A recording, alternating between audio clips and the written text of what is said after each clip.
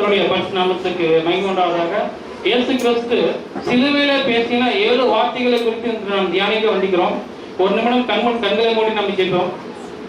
பரிசுத்த பிதாவே, இயேசப்பா, இந்த 7 வார்த்தைகளை பேசுகின்ற இந்த பிள்ளைகளுக்காக உங்கள் பாதத்தில் வருகிறோம் தகப்பனே. பேசுகிறது நாங்கள் எல்லாம் தகப்பனே, நீர் எங்களை மறைத்து நீங்க வெளிப்படுங்க. இயேசப்பா, உங்கள் பாதத்தில் ஜெபிக்கிறோம். தாழ்மையுடன் ஜெபிக்கிறோம் தேவனால பிதாவே, ஆமென். இயேசு கிறிஸ்து சிலுவையில பேசுகிற பொழுது சாதாரண நிலைமையில அவர் அந்த வார்த்தைகளை எல்லாம் பேசல. அவர் அநேக பாடுகளும் துக்கங்களும் அவருடைய சரீரத்தில் அநேக நிந்தைகளும் அவருடைய இருந்தது. அவருடைய சரீரத்துல அநேக இடங்களில் வலியும் வேதனையும் அநேகம் நிறைந்திருந்தது. ஆனாலும் தன்னுடைய ஜனங்களுக்காகவும் தன்னை சிலுவையில் அடைந்தவர்களுக்காகவும் பிதா அந்த இடத்துல பேசின முதலாவது வார்த்தை தான் மன்னிப்பு. எடுத்தவங்க வாசிக்கலாம். லூக்கா 23:34.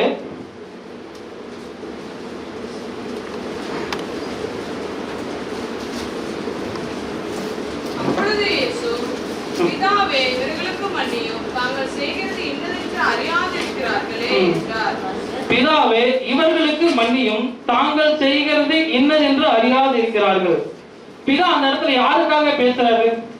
அந்த சிலுவையில் அரைஞ்சாங்க அவங்களுக்காக மட்டும் பேசுறாரா? இல்லைங்க, நம்மளுக்காகவும் அவர் நம்மளுக்காகவும் தான் அந்த வார்த்தையை பேசுறாரு. ஏன்னா நம்மளுடைய பாவங்களும் அந்த இடத்துல மன்னிக்கப்படணும், நம்மளுடைய அக்கிரமங்களும் நம்மளுடைய மீறுதலும் அந்த இடத்துல மன்னிக்கப்படணும். அப்படிங்கிற ஒருக்காக தான் சிலுவையில் அந்த இடத்துல அவர் பேசுறாரு. நம்ம எல்லா வருஷமும் இந்த வார்த்தையை கேட்கிறோம், கேட்டு அப்படியே நடக்கிறோமானா தெரியல. ஆனா இந்த வருஷம் நம்ம கேட்டதுபடி மாத்திரம் இல்லாம நம்ம வாழ்க்கையில அதை நம்மளோட வாழ்க்கையில அதை உண்டு பண்ண நம்ம பிரயாசப்படுவோம். எத்தனை பேர் விசுவாசிக்கிறீங்க?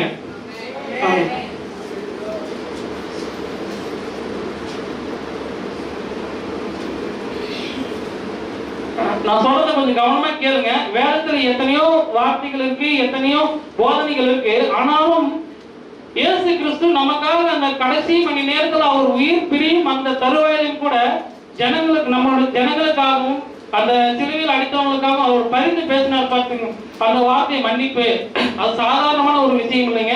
ஏன்னா நம்ம இப்போ வாழ்ந்துகிட்ட வாழ்க்கையில பொதுவா அந்த வெளியுலக வாழ்க்கையில நம்ம எல்லாரையும் மன்னிக்கிறோம்.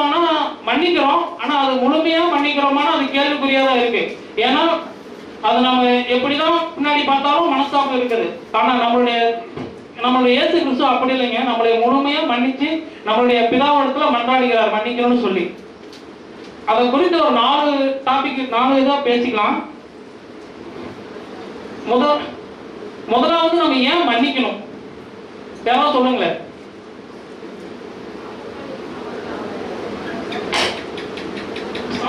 கேட்கல.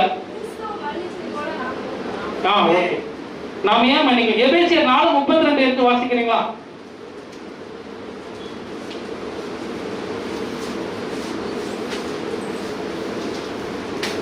ஒருவருக்கொருவர் தயவாயும் மன உருக்கமாயும் இருந்து கிறிஸ்துவுக்குள் தேவன் உங்களுக்கு மன்னித்தது போல நீங்களும் ஒருவருக்கொருவர் மன்னியுங்கள். ஆமென்.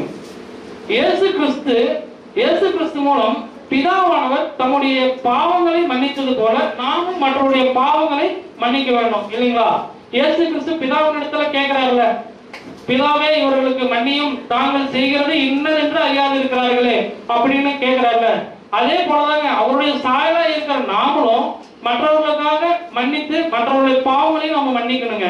அவர்கள் நம்ம கிட்ட என்ன பேசுறாங்களோ இல்லையோ, ஆனாலும் நம்ம மன்னிப்பு கேட்டு நம்ம அதன்படி நடந்துக்கணுங்க. மத்தேயு 6:14 யாராவது வச்சுங்க.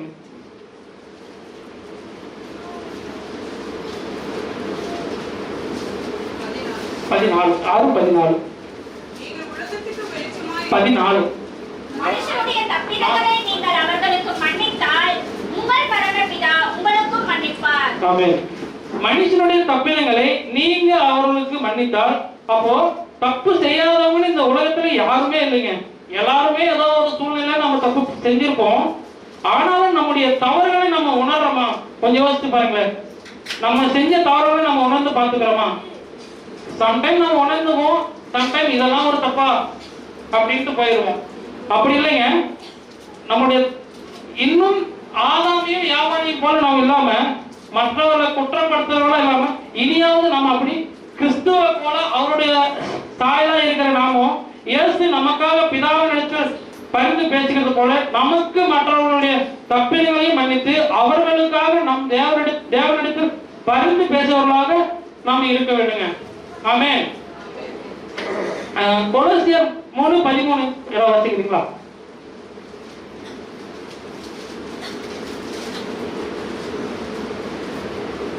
ஒருவரை ஒருவர் தாங்கி ஒருவர் பேரில் ஒருவர் குறைபாடு உண்டானால் கிறிஸ்து உங்களுக்கு மன்னித்தது போல ஒருவருக்கொருவர் மன்னியுங்கள்.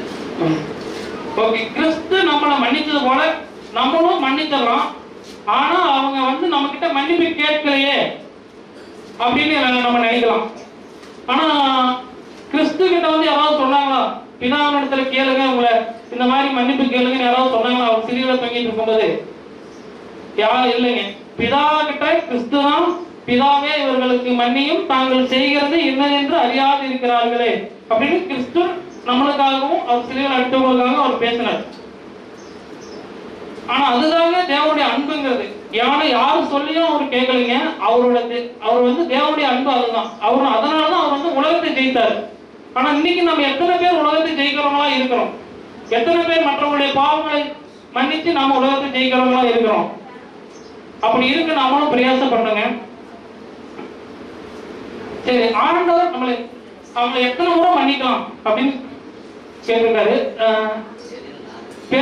கேட்கிறாரு மத்தேயு 18 21 22.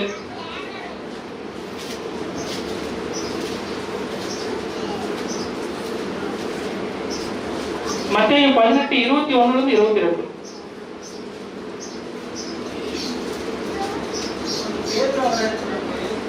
ஆண்டவரே, என் சகோதரன் எனக்கு விரோதமாய் குற்றம் செய்தால் எத்தனை தரம் மன்னிக்க வேண்டும்?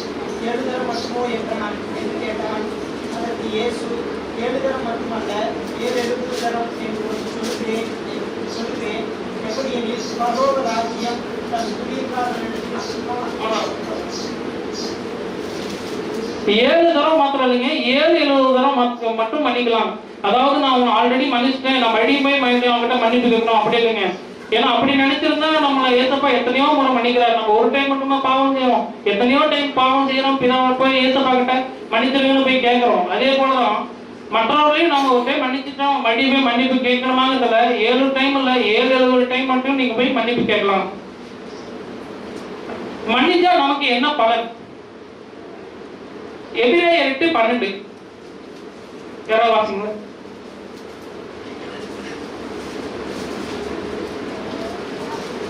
ஏனெனில் நான் அவர்கள் அநியாயங்களை கிருபையாய் மன்னித்து அவர்கள் பாவங்களையும் அக்கிரமங்களையும் இனி நினையாமல் இருப்பேன் என்று கர்த்தர் சொல்கிறார். நம்ம மற்றவர்களை மன்னிக்கும் போது நாம் அவருடைய பாவங்களையும் அக்கிரமங்களையும் நினையாமல் இருப்பார் என்று சொல்கிறார்.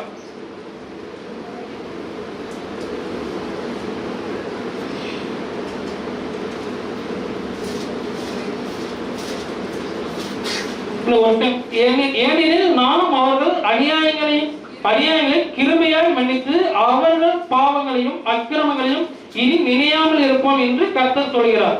நாம அவருடைய பாவங்களை மன்னித்தோம்னா நம்மளுடைய பாவங்களும் நினையாமல் இருக்கும் அப்படின்னு கர்த்தர் சொல்கிறாருங்க.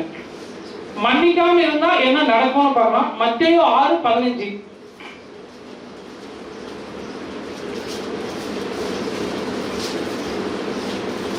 மனுஷருடைய தப்பிதங்களை நீங்கள் அவர்களுக்கு மன்னியாதிருந்தால் உங்கள் பிதா உங்கள் தப்பிதங்களையும் மன்னியாதிருப்பார்.